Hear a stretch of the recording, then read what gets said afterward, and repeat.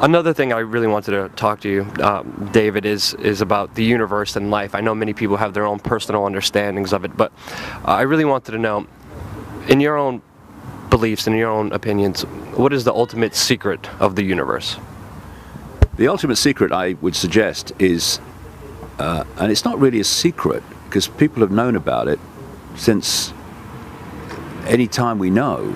It's just that in the mainstream, that secret is a secret because it's suppressed from the population, because the liberation that the knowledge of that secret gives you in terms of power and perception of self and reality is so powerful that a population with any number of people, really, any sizable number of people in that awareness of this secret would never ever be able to be controlled by a few as people are today. And that secret is that we are, what are we? We are infinite awareness. People say, well, what are we? They look for form, they look for bodies, they look for this, they look for that. No, no. Just imagine awareness. Just awareness. And this awareness is infinite, and this awareness interpenetrates everything. Whether it's a tree, a blade of grass, anything, that awareness is there. The question is, what scale of awareness are you accessing? And that comes from our, what I would suggest is our point, the point of attention of that awareness. What I mean by that is, I'm infinite awareness. All that is, has been, and ever can be. All possibility. You know, people say, what do you mean all that is, has been, ever can be? You can't, you can, because what am I saying? I'm saying all possibility. And all possibility must be something that is and isn't, something that is everywhere and nowhere, something that is everything that has been, is, and can be. That's what all possibility is. So we are all possibility awareness. Point is, where is the attention of that awareness at any point? And what the body does, the lens of the body, is it focuses our attention into a tiny, tiny range of frequency that science calls visible light, which is so tiny it's almost infinitesimal. It's laughable. I mean, humans are blind compared with what even mainstream science says exists beyond the visible range. And so that's our point of attention.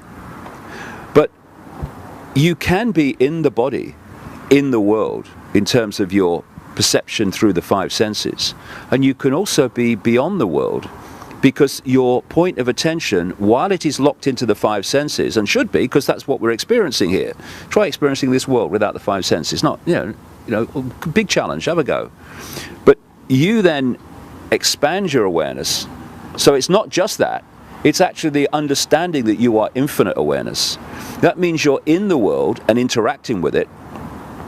And what the body does, see, our awareness, in its pure sense, I couldn't do that, because that would be on a totally different frequency to my infinite awareness in its pure sense.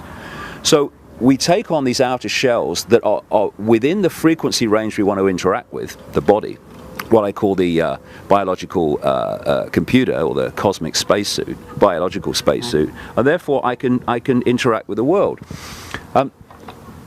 But if you have this range of awareness into the true sense of what we are, you realize that David Icke is not who I am, Luke is not who you are. It's the name for a current experience of infinite awareness, and your infinite awareness and my infinite awareness is the same awareness. It's just got 2 points of attention. One's called Luke and one's called David. And once you realize that you are infinite awareness having an experience, then that knowledge can allow you to take control of the experience, because you know it is in your power to do that. And this is where the conspiracy, we can talk about the conspiracy on the five sense level, and I do all the time, but if we're really going to understand the basis of it, the foundation of it, we have got to get much, much deeper in an understanding of reality, because that's where the conspiracy is coming from. We see Bilderberg meetings and banks and all the rest of it, and we should investigate them. But where it's all coming from are these inner sanctums that understand how reality works and therefore can manipulate a population that they have systematically misled and suppressed so that they don't understand how reality works. And if you understand reality and the interactions of reality and how we create our experience by our sense of reality, then there may be a few of you and the population may be billions, but if you know how it works and the population doesn't, you are in a mega position of power and manipulation over the population. So the last thing that the conspirators want is a population with an expanded state of awareness which is in this world to interact with it, but is not of this world in the sense of its ultimate point of observing the world. It wants people in the five senses and in the world and of the world. Why? Because once you've removed people from that big picture filter where you see how the dots connect, suddenly the dots don't connect. What the five senses see are dots. They don't see connected dots. This is why the mainstream media, which is a five-sense profession overwhelmingly, will talk about different elements of the world but will never connect them to see the picture and therefore the connections between them. And so when you're in five-sense mode and you've not got this bigger picture filter to see what's really going on, there's only one place you can look to get a fix on the world from information that you are receiving to get that fix, and that is this way. And if you go that way, what comes back in terms of information? The mainstream media, the education system, mainstream Stone Age science, and I'm sorry Stone Age, it's only an analogy, and all the other stuff that's coming back. In other words, this is this conspiracy in one sentence. Pull people into people's sense of attention, point of attention, into the five senses, so that dominates everything. And then program that sense of attention in isolation from its true self with the information you want them to believe and the perception of self of the world you want them to believe. Gotcha. And what do we talk about, Luke? We talk about the fact that there's an awakening going on. Well, what does that mean? You know, the alarm clock's just gone off. Are we getting up? What time is it? No. Awakening, another word for awakening, or another phrase for awakening, is the expansion of point of attention. Yeah. That's what it is. So when people expand that point of attention, it's symbolically, it's like the five senses is looking at this red thing, which is a bit blurred. What's going on? And then as your point of attention expands, you realize it's a brick, and you realize it's a wall, and you realize it's a house, and then you realize it's a town and a city and a planet, and you know, suddenly it makes sense. Yeah. But most people are looking at the blurry brick and saying, this is the real world, and it's really a world a program that we've been put into, so we don't see the real world. And there's a lot more to this world that we actually don't even see or perceive or understand. And many people have actually, when they use DMT, they actually say that this helps them understand the greater understanding of everything. We were talking about DMT last night, and we talked how we had very similar experiences when we were on it. Can you tell us about your experiences and what you took out of DMT? Well, I took it in the form of ayahuasca. I took it twice in about 3 days in Brazil in 2003. I've not touched it since, and I don't feel the need to. But the experience I had was massive. And for me, people say, it took me somewhere. I don't think it takes us anywhere. I think it takes us to where we already are. And if we're in a really deeply negative state, you can take this stuff and have a real, what they used to call in the 60s, a bad trip. Or if you're in another state, you can have a wonderful experience. Yeah. My experience was just unforgettable. I mean, I had a voice, a woman's voice, what is a woman's voice? Oh, it's just a woman talking to me. No, it's a frequency. It is an information field of a certain frequency, and certain frequencies you decode as female and certain frequencies you decode as male. It's a consciousness that is communicating, and almost certainly it has to be, if we're all infinite awareness, it's an expression of your own consciousness, just a very much deeper level of it. And for 5 hours, it talked to me about the illusory nature of reality. And I had instant recall of every word afterwards, which was amazing in itself. And I was taken to a place, I'm using human language here, taken to a place. It's very hard to describe. Yeah. And I tell you, it's a place that I experienced as beyond the realm of vibration. Because anything that vibrates, this is actually, funnily enough, Luke, this is one of the many really stunning lines that this voice communicated to me. Because when it started off, it said, we're going to take you to where you come from, so you will understand better where you are and where you're coming back to. And then it kept repeating, this is right at the start of this voice starting, 5 hours. Infinite love is the only truth, everything else is illusion. And when you study near-death experiences and all that stuff, when they go into these realms beyond the body, I have never come across anyone that wanted to come back, because they talk about this unbelievable bliss and love and all the rest of it. And anyway, I had this stunning line I was talking about at one point. It said, infinite love is the only truth, everything else is illusion. If it vibrates, it's illusion. Right? Because the pure, infinite, all that is, all possibility, is still and silent. People think that things have to move to be something, and actually silence is all sound. It's all possibility waiting to manifest. So if I'm talking now, I have picked out of that infinite possibility of sound, I have picked out the words that I am talking. And when I stop, apart from the traffic, it's gone back into silence.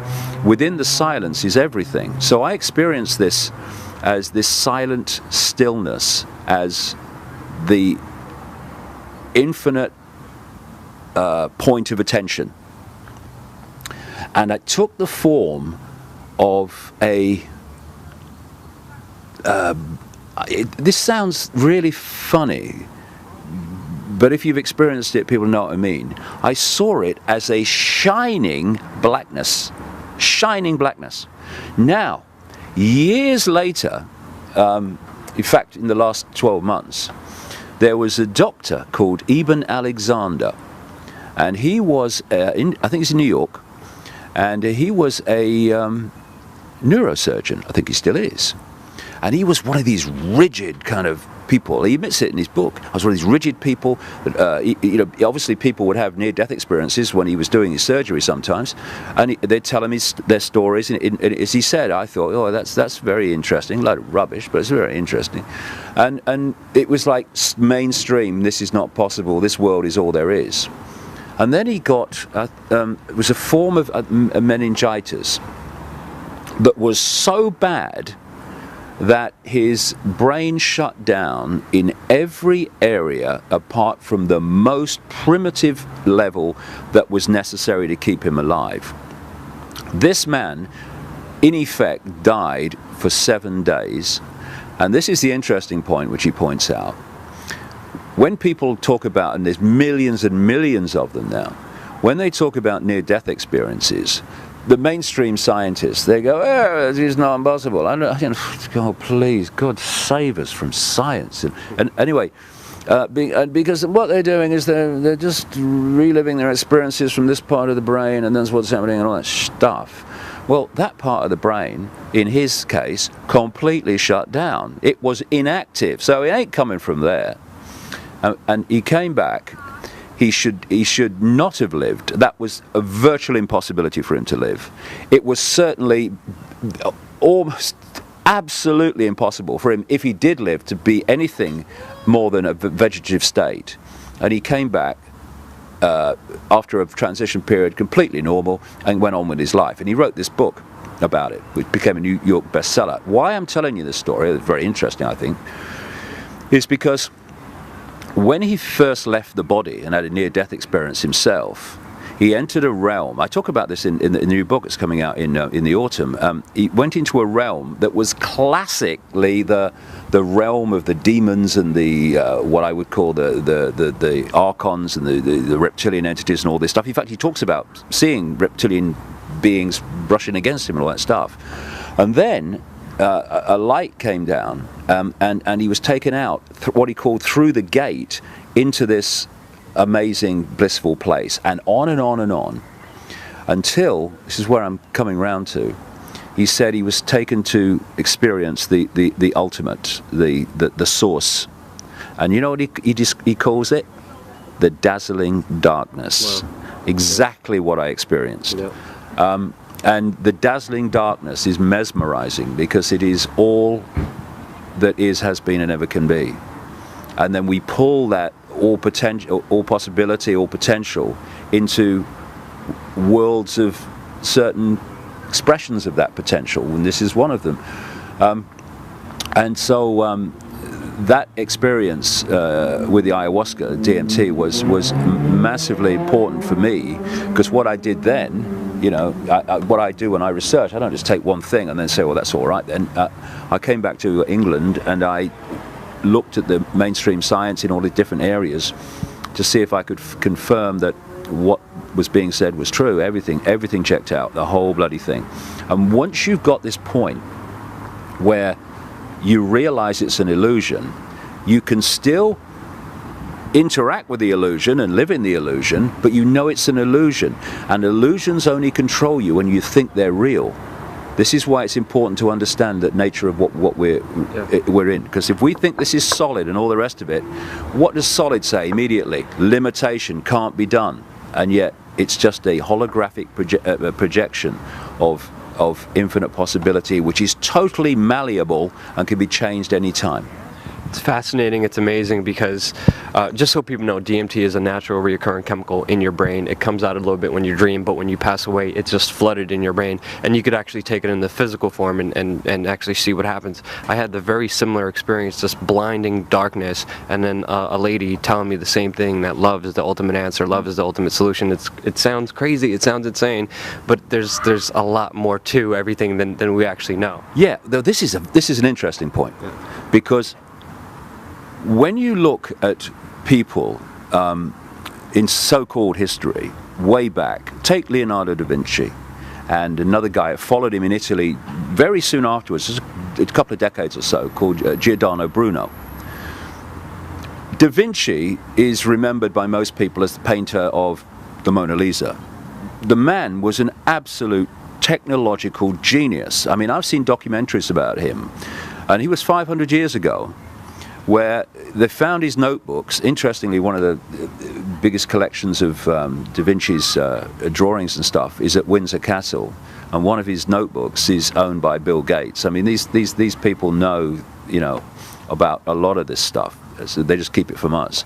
And this documentary took drawings and technical text which he wrote in these notebooks, and they tried to make it, and it worked.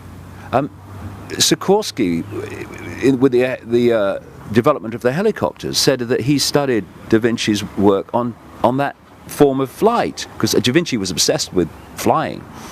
And the first kind of armored tank type vehicle he drew and designed 500 years ago. An interesting thing too, in those days there was no copyright, so there was a fundamental flaw in every single thing that was in that notebook. Everything he designed, what he'd done is take one part of it and turn it over the opposite way. So if anyone found the notebook, they wouldn't be able to build it, it wouldn't work, but he knew that. Why I'm telling you this story, and why I'm going on to talk about briefly Giordano Bruno, who was burned at the stake by the Roman Inquisition in 1600 for the crime of saying there are multiple worlds and supporting things like the earth goes round the sun and, you know, all the rest of it. These people, when you read their stuff, were so far advanced of their era, and what people say about them, even today, like Da Vinci, is he was hundreds of years ahead of his time. He wasn't. He was beyond time, right? This is the key to understanding this stuff. We are within this frequency range I'm talking about with within the five senses, and most people are held in that frequency range. That frequency range is a range of energy, which means a range of information. If you can expand your mind and go beyond that into those upper realms, you're going into another level of information, inspiration, insight, and understanding. Now, we think of a linear Stone Age through Middle Age, through Victorian Age into Modern Age, and we see that progression. This level of awareness, but that's just a sequence of events within this tiny frequency range. That level of awareness is always there. It has always been there.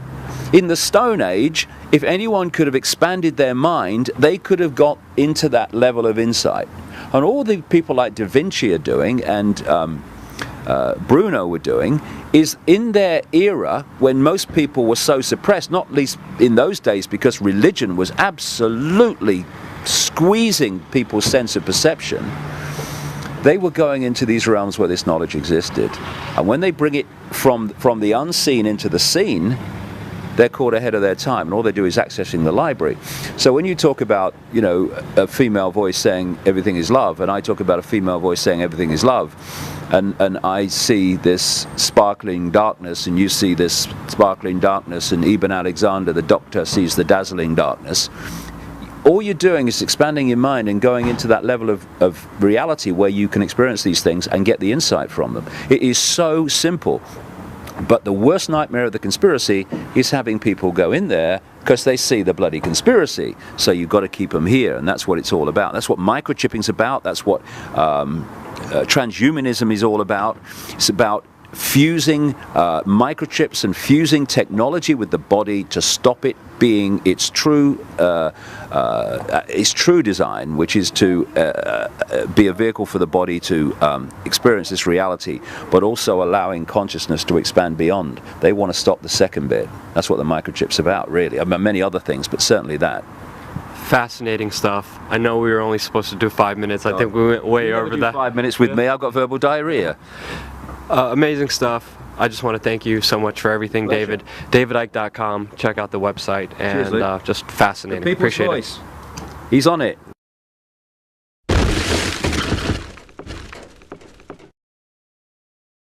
This idea of us challenging, like the young people of We Are Change and like Luke Rutkowski. I mean, there are some young people who have decided that they're just going to do.